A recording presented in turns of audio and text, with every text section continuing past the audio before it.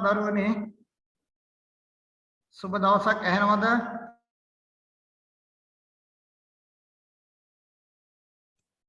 සුබ දවසක්. සුබ දවසක් සර්. හරි. අපි එහෙනම් පාඩම පටන් ගමු. එතකොට මේ අපි කතා කර හිටියේ 2019 පේපර් එක පිළිබඳව. 2019 පේපර් එකේ අපි කතා කළා මානව සංහතියේ දෙවෙනි කොටස. දෙවෙනි කොටස නේද අපි කතා කරේ. ඔව්. අක්‍රීයවාදය ගැන කතා කළා. අක්‍රීයවාදය අවසන් කළා. දෙවෙනි ප්‍රශ්නය ගැන අපි කතා කළා. දෙවෙනි ප්‍රශ්නේ ලෝකවිදු බුදුගුණය පිළිබඳ කෙටි විවරණයක් කරන්න කියන එකයි කරේ. ඒක අපි කතා කරලා අවසන් කරාද?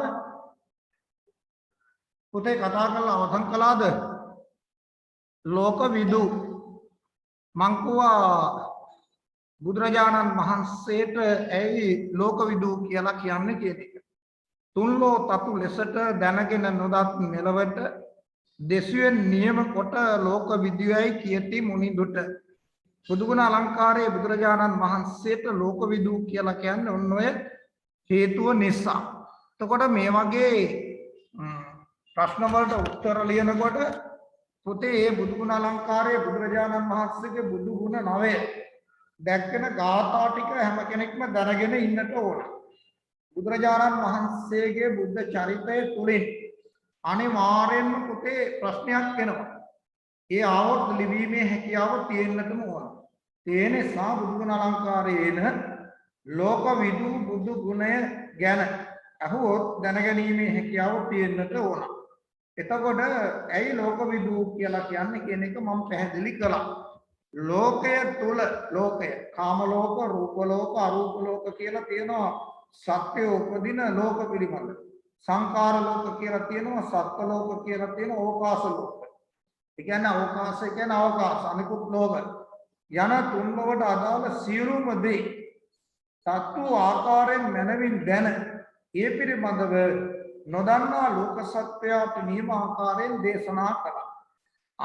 ඒ නිසා බුදුරජාණන් වහන්සේට ලෝකවිදු කියලා කියනවා. ඊළඟට පුතේ බුදුරජාණන් වහන්සේ එක අවස්ථාවකදී පෙන්නනවා ඉමස්මින් ව්‍යාපමත්තේ කලෙබරේ ලෝකාංච ලෝක සමුදයන්ත ලෝක නිරෝධාන්ත ලෝක නිරෝධ ගාමිනී නෑ ලෝක නිරෝධ පඤ්ඤපේති කියලා. පටිපදා පඤ්ඤපේති කියලා පැහැදිලි කරනවා. එතනදී බුදුරජාණන් වහන්සේ පෙන්වන්නේ ලෝකයේ ස්වභාව වශයෙන් ලෝකයේ සමුදය කියන්නේ හට ගැනීම වශයෙන්. ඊළඟ ලෝකයේ නිරෝධ වශයෙන් නිරුද්ධ වීම වශයෙන් ලෝකේ නිරුද්ධ පිණිස උපාය වශයෙන් මාර්ග වශයෙන් යන සියලු ආකාරයෙන් දන්නා බැවින් ලෝකේ අවබෝධ කළගත් බැවින් බුදුහාමුදුරන්ට ලෝකවිදු කියලා කියනවා. ඒතර බුදුරජාණන් වහන්සේ එතන ලෝකයේ පිළි කියලා හැදෙන්නේ මේ බඹයක් පමණ වූ ශරීරය. මහණෙනි මම බඹයක් ඉමස්මින් ව්‍යාපමත්තේ කලෙබරේ ලෝකාංච ලෝක සමුදයංච ලෝක නිරෝධංච ලෝක නිරෝධ ගාමිනී පටිපදා ආදී වශයෙන් පඤ්ඤපේපී ලෝක නිරෝධ ගාමිනී පටිපදා පඤ්ඤපේපී කියලා කියන්නේ ලෝකයෙන් ඈතර වීම සඳහා මාර්ග වශයෙන් අවබෝධ කරගත්ත නිසා බුදුරජාණන් වහන්සේ ලෝකයයි කියලා කියනවා. ඒතර බුදුහාමුදුරුවෝ ලෝකය කියලා කියන්නේ මේ පංචස්කන්ධය. පංචස්කන්ධය ලෝකයට උපමා කරනවා. පංචස්කන්ධ බඹයක් වමන ශරීරයම මම ලෝකයයි කියලා කියනවා. ඒ ශරීරයේ ඇතිවීම ඊළඟ ශරීරයේ පැවැත්ම ශරීරයේ නිරෝධය සහ ශරීරය නිරුද්ධ කිරීමේ මාර්ගය. මේ කියන්නේ මෙන්න මේ ශරීරයේ පිළිබඳ තියෙනෝනේ ආසාව. අපි කියනෝනේ සක්කාය දිට්ඨිය කියලා. සක්කාය දිට්ඨිය නැති කිරීම. නිරෝධ වශයෙන් දත් නිසා බුදුරජාණන් වහන්සේට අපි කියනවා ලෝක විදු කියලා කියනවා. ඊට අමතරව ඕකාර ලෝක, සංස්කාර ලෝක සහ සත්ත්ව ලෝක කියන මේ ලෝකය පිළිබඳව මනමින් තමන්ගේ ඥාණයෙන් අවබෝධ කරගෙන අනිත් අයට අවබෝධ කරපු නිසා නොදත් අයට අවබෝධ කරපු නිසාද බුදුරජාණන් වහන්සේ මොනා කියලා කියනවද ලෝක කියලා හඳුන්වලා දීලා තියෙනවා.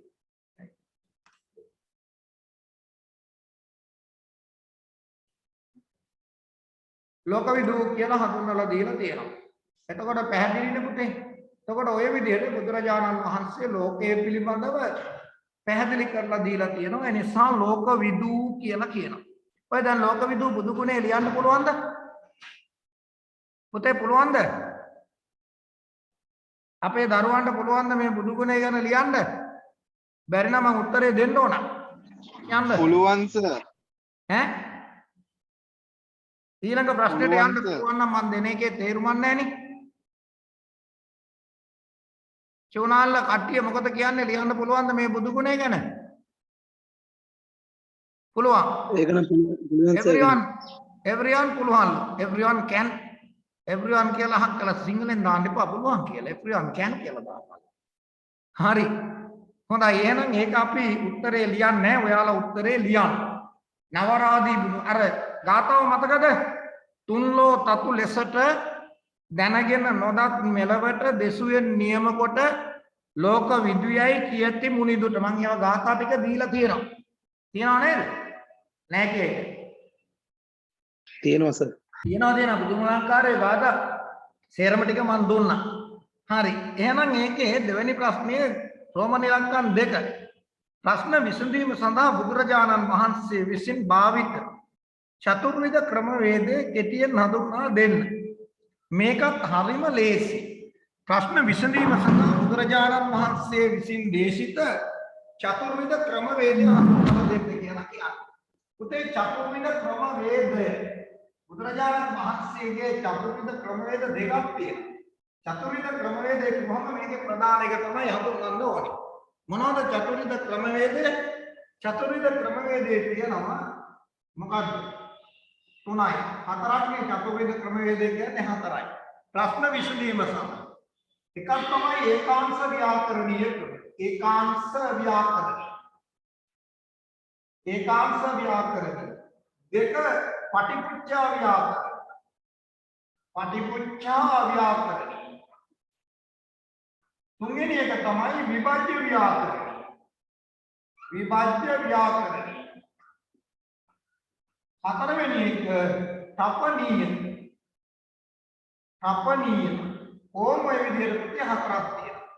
ඒකාංශ ව්‍යාකරණීය, පටිපුච්ඡා ව්‍යාකරණීය, විභජ්‍ය ව්‍යාකරණීය, තපනීය කියන හතරක් තියෙනවා.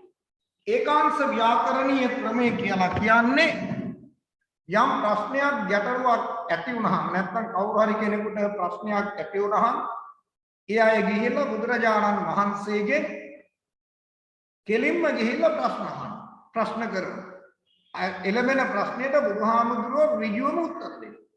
කවුරු හරි ඇවිල්ලා ප්‍රශ්නයක් ඇහුවොත් ප්‍රශ්නකරුට ඒ අසන ලද ප්‍රශ්නෙට ඍජුවම උත්තර දෙමින් ඍජු පිළිතුරු දෙමින් ධර්ම දේශනා කිරීමේ විලාසයට අපි කියනවා ඒකාංශ ව්‍යාකරණීය ක්‍රමය කියලා.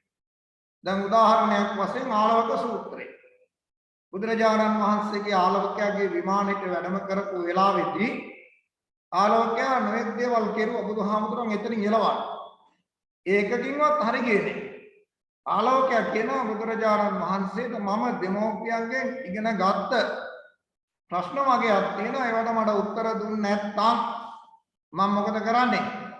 පරසක්වල ගහනක් වපාගෙටියෙන් ඔබට එහෙම කරන්න බෑ ආලවක කැමති ප්‍රශ්නයක් තියෙනවනම් අහන්න කිව්වා. අහන්න කිව්වහම ආලෝක මොකද කිව්වේ? බුදුරජාණන් වහන්සේගෙන් ප්‍රශ්නයක් ඇහුවා. මොකක්ද ඇහුවේ? හතරක් ඇහුවානේ නේද?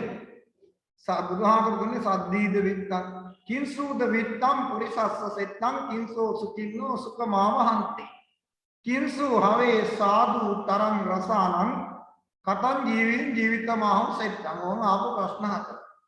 කිංසූද විත්තං පුරිසස්ස සෙත්තං පුරුෂයන් අතර කවර කෙනෙක්ද ශ්‍රේෂ්ඨ?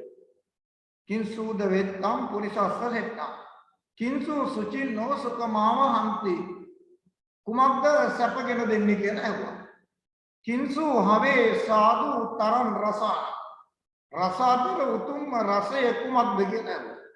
කිංසු හවේ සාදු තරං රසානං කතං ජීවිතමාහු සෙත්තං කොයි විදියට ජීවත් වුණොත්ද ශ්‍රේෂ්ඨ කියලා ඇහුවා.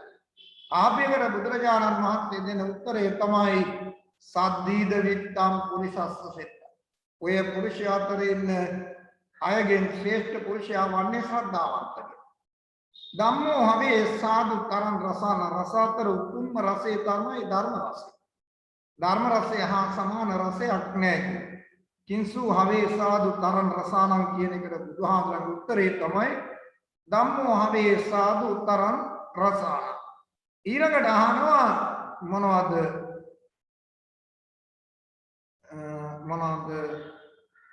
කිංසු සුචින්නෝ සුඛ මාම අන්ති කුමද්ද සැපගෙන දෙන්නේ කියලා. සැපගෙන දෙන්නේ කුමක්ද කියලා අහපම් බුදුරජාණන් වහන්සේ කියනවා සද්දීද විත්තම් පුරිසත්ත්වං ධම්මෝ සුචින්නෝ ධම්මේ තමයි සැපගෙන දෙන්නේ කියලා. ඒක රසාතර උතුම් රසය මොකද්ද කිව්වහම ධර්ම රසයයි.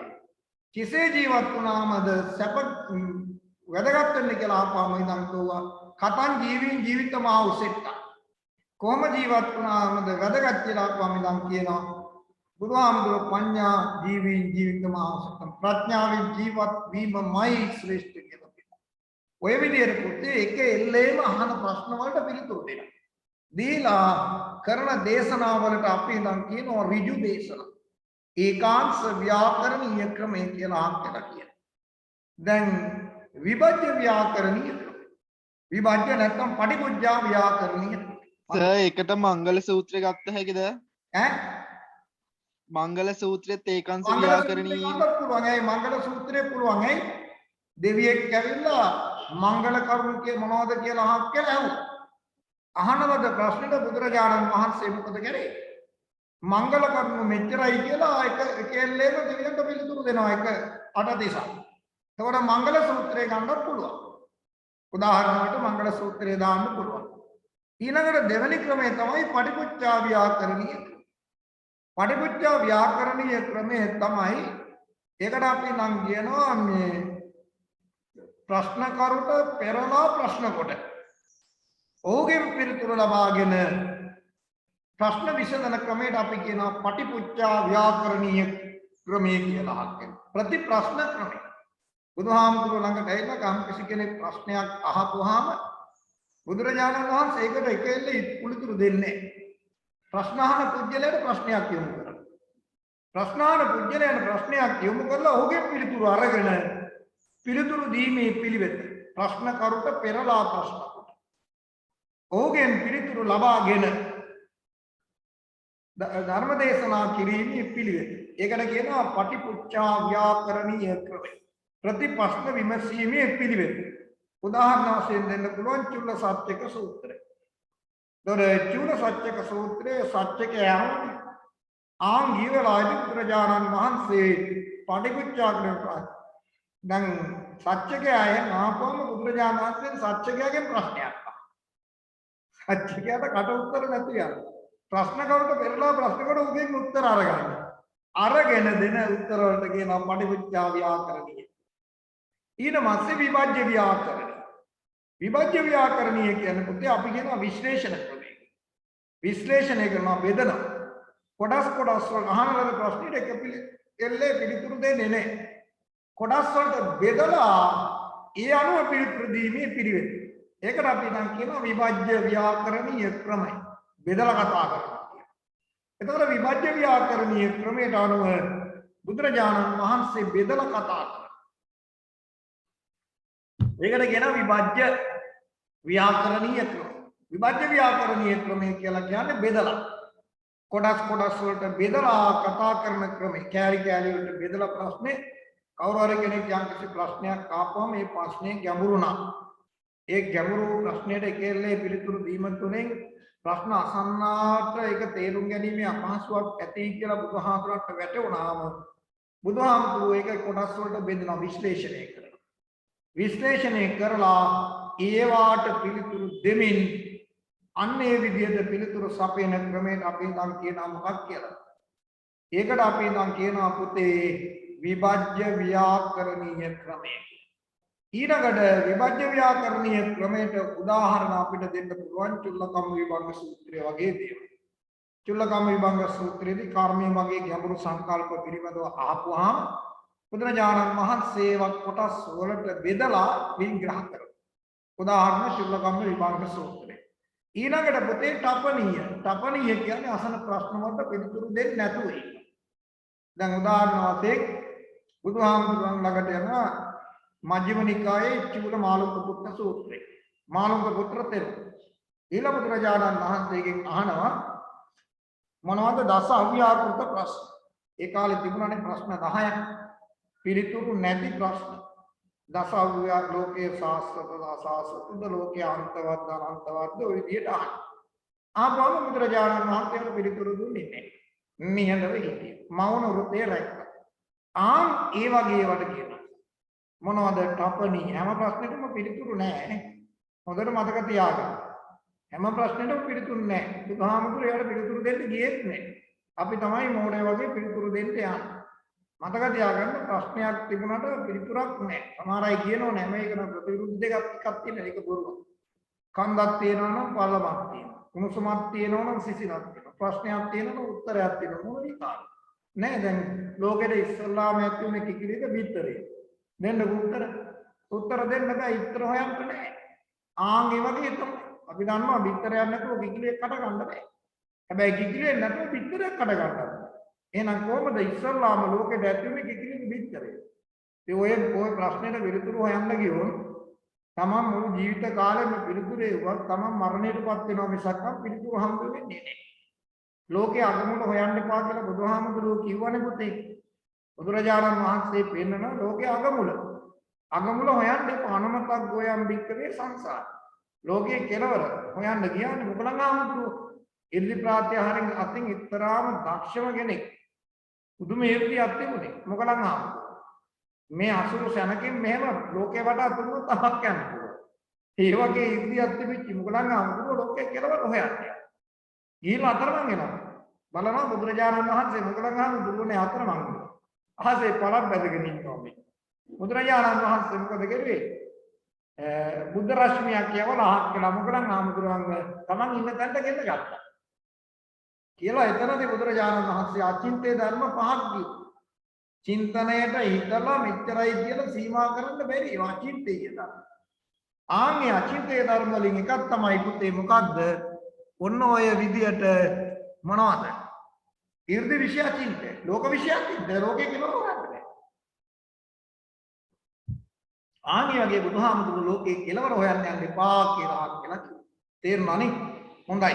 එතකොට ඔය හතර තමයි ඔන්න ඔය විදිහට තපණී. ඔය හතර තමයි අහන්නේ. එතකොට මෙතනදී ප්‍රශ්නේ අහන්නේ ප්‍රශ්න විසඳීම සඳහා බුදුරජාණන් වහන්සේ භාවිත චතුර්විධ ක්‍රමවේද කෙටියෙන් හඳුන්වා දෙන්න. ක්‍රමවේදය එකයි ලියන්න. එතකොට මේක ලියන්න පුළුවන් ද උත්තරය ඕනද? ළමයි උත්තරය ඕනද ලියන්න පුළුවන්ද? කෙලින්ම විෂය කරුණු කියන්න. ලියන්න පුළුවන් සර්. උත්තරය දෙන්න ඕනද ලියන්න පුළුවන්ද? ලියන්න පුළුවන් සර්. ලියන්න පුළුවන්. අනිත් දරුවන්ට කොහමද? පුතේ ලියන්න පුළුවන් ඒවා තේරුමක් නැහැ ලියන එක ඒකයි. පුළුවන් සර් ලියන්න. ලියන්න පුළුවන්. අනිත් අයට චූලාන්නට කොහමද? පුළුවන් සර් ලියන්න. හිමේෂා ඈ පුළුවන් සර් ලියන්න. හරි හරි.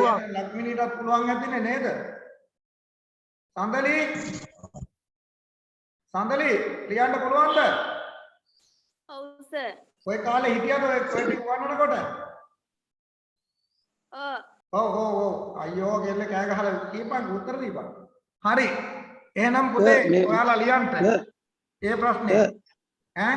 සර් මේක දැන් පටිපුත් මේ මොකක් හරි ක්‍රමයක් ගමු විභජ්‍යවාදී ක්‍රමය කියලා. ඒක හරි චුල්ලකාම විභංග කියන සූත්‍රය ගැන අතර පොඩි විස්තරයක් කරන්න ඕනද අපි? නෑ. උදාහරණ වශයෙන් චුල්ලකම් දැන් අහන්නේ පුතේ මේ කෙටියෙන් හඳුන්වා දෙන්න කියන්නේ ප්‍රශ්න විසඳීම ප්‍රශ්නේ ලියා ගන්න. ප්‍රශ්න විසඳීම සඳහා බුදුරජාණන් වහන්සේ විසින් භාවිත චතුර්විධ ක්‍රමවේදයේ කෙටියෙන් හඳුන්වා දෙන්න. චතුර්විධ ක්‍රමවේදයේ කෙටියෙන් හඳුන්වා දෙන්න කියලා කිව්වහම අර ක්‍රමවේද හතර විතරයි හඳුන්වන්නේ. ක්‍රමවේද හතර හඳුන්වලා ඉවර වෙනවා. උදාහරණ වශයෙන් උදාහරණ කියලා අපිට දාන්න පුළුවන්. දැන් ඔය ආලෝක සූත්‍රය, මංගල සූත්‍රය, ඒ වගේ ඒවා දාන්න පුළුවන් ඒකාංශය. විභජ්‍ය ව්‍යාකරණයට දාන්න පුළුවන්.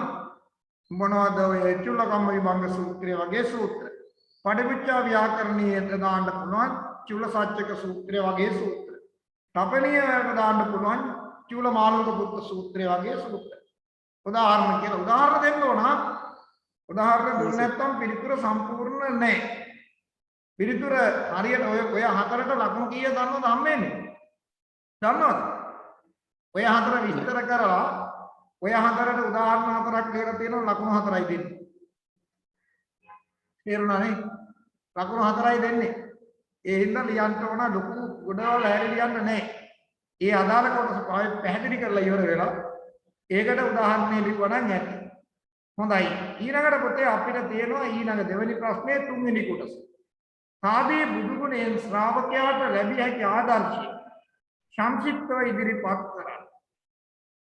සාදී බුදු ගුණයෙන් ශ්‍රාවකයා. දැන් සාදී බුදු ගුණයෙන් කියන්නේ එක. ශ්‍රාවකයා කියලා කියන්නේ එක. ශ්‍රාවකයාට ලැබිය හැකි ආදර්ශය සංක්ෂිප්තව ඉදිරිපත් කරන්න. දැන් සාදී බුදු ගුණය කියලා කියන්නේ මොනවද? බුදුරජාණන් වහන්සේ තුල පැවතිච්ච අටලෝ දහමේ නකම්පිත වාසය කිරීමේ ගුණය. මොකද්ද අටලෝ දහම? ළමයි කියන්නේ ලාභ අලාභ, යස අයස, නිന്ദා ප්‍රශංසා, සැප දුක්. මෙන්න මේ අට. බුදුරජාණන් වහන්සේ මේ අට කෙරෙහි කොහොමද හිටියේ? උපේක්ෂකව හිටියා. මැද අත්ති හිටියා. දැන් අපේ සාමාන්‍ය පුතඥයාගේ ස්වභාවය නම් ලාභයක් ලැබුණාම සතුටුපත්. අලාභ හමුෙහි දුකටපත් වෙනවා. යස කියන්නේ කීර්ති. කීර්ති ප්‍රශංසා හමුෙහි මොන වෙනවද? මිනිස්සු උද්ධාමයටපත් වෙනවා. අයස කියන්නේ කීර්ති ප්‍රශංසා ආදී නොලැබෙනකොට දුකටපත් වෙනවා. ප්‍රශංසා හමුෙහි සමාජයෙන් තමන්ට ප්‍රශංසා ලැබෙනකොට සතුටටපත් වෙන උද්ධාමයටපත් වෙනවා. නිന്ദා ලැබෙනකොට දුකටපත් වෙනවා. නිന്ദා සැපේදී සතුටටපත් වෙනවා. දුකේදී දුකටපත් වෙනවා. ඔන්න ඔය විදිහට ලාභ අලාභ යස අයස නිന്ദා ප්‍රශංසා සැප දුක් කියන මේ අෂ්ටලෝක ධර්මයේ හැමෝම නොසලී ක්‍රියා කිරීමට ඇති හැකියාව තමයි තාදී ගුණය. මේ තාදී ගුණය අපිට පේන්නේ බුදුහාමුදුරුවෝ තුලින්. බුද්ධ චරිතයේ තුලින් බුදුරජාණන් වහන්සේ මේ තාදී ගුණේ යුක්තයි.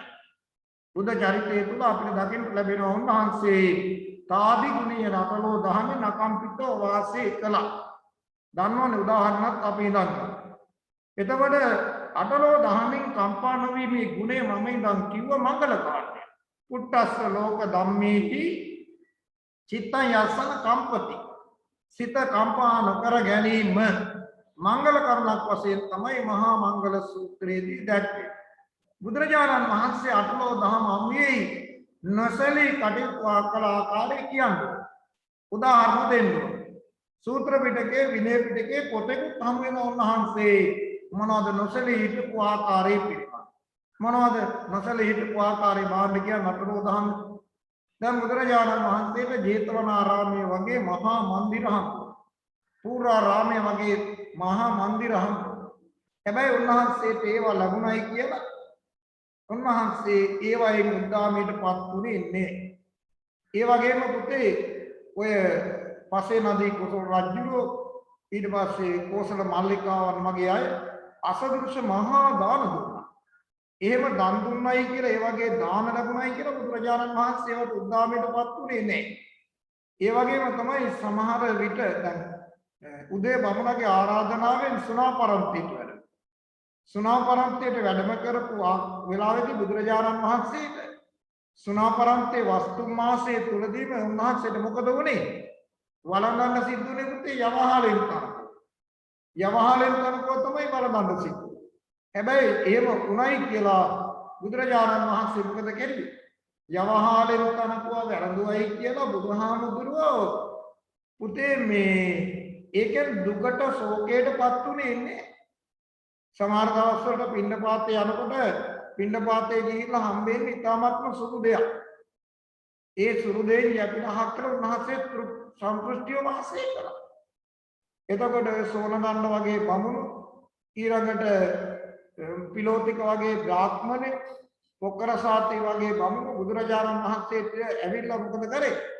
උන්වහන්සේගේ කීර්ති ගුණ ප්‍රශංසා කළා. උපාලි සූත්‍රයට අනුව උපාලි ද්‍රෝපදිය වගේ අය මේ බුදුරජාණන් වහන්සේව ප්‍රශංසාවට ලක් කළා. හැබැයි එහෙම කරයි කියලා උන්වහන්සේ ඒවයි මුද්දාමයටපත් උනේ නැහැ. සමහර බමුණෝ බුදුරජාණන් වහන්සේට නිඳා අපහාස කළා. වසලේ මුඩු මහණ කියලා දැන් අර භාරද්වාජ අගික භාරද්වාජල අපෝසක භාරද්වාජල වගේ අය බුදුරජාණන් වහන්සේට මොකද කරේ? දන් දෙන්නට ගහලා නොඑක ආකාරයෙන් පරස වචන කියලා බෑ. ආක්‍රෝෂ පරිභව කළා වසලේ මුඩු මහණ කියලා. හැබැයි මේ මොනම එකක් අනුවේදී වුණත් බුදුරජාණන් වහන්සේ නොසැලී ක්‍රියා කරා. ඒ කිසි දෙයකට උන්වහන්සේ ඇලුන්නේ නැහැ, ගැටුන්නේ නැහැ, බැඳුන්නේ නැහැ. නොසැලී උන්වහන්සේ ක්‍රියා කරා. ආන් ඒක තමයි අපි බුදුරජාණන් වහන්සේ තුල පැවතිච්ච මොකද්ද? ඔන්න ඒ තාදී ගුණේ කියන හක් කියලා කියන්නේ. ලාභ, යස, ප්‍රශංසා, සැප ආදී අමුවේ උද්දාමයටපත් වෙන්නේ. ඊළඟට අලාභ, අයස, නිന്ദා, දුක්ඛමයේ උන්වහන්සේ නොසැලී ක්‍රියා කරේ. මෙන්න මේ දුක සැප දෙකෙහිම නොසැලී ක්‍රියා කිරීම තමයි බුදුරජාණන් වහන්සේ කුල පැවතිච්ච තාදී ගුණ.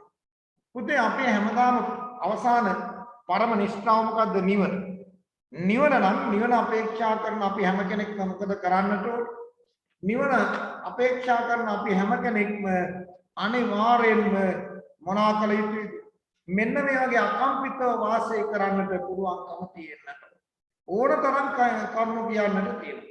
ඊළඟට ඔය ඕනනම් අපිට ප්‍රචිච්චි මානවිකාව බඩේ ධර්මිකයක් බැඳගෙන ඇවිල්ලා බුදුරජාණන් වහන්සේට මහා පිරිසක් මැද්දේ 600කට ධර්ම දේශනා කරමින් සිටි ජේතවනාරාම.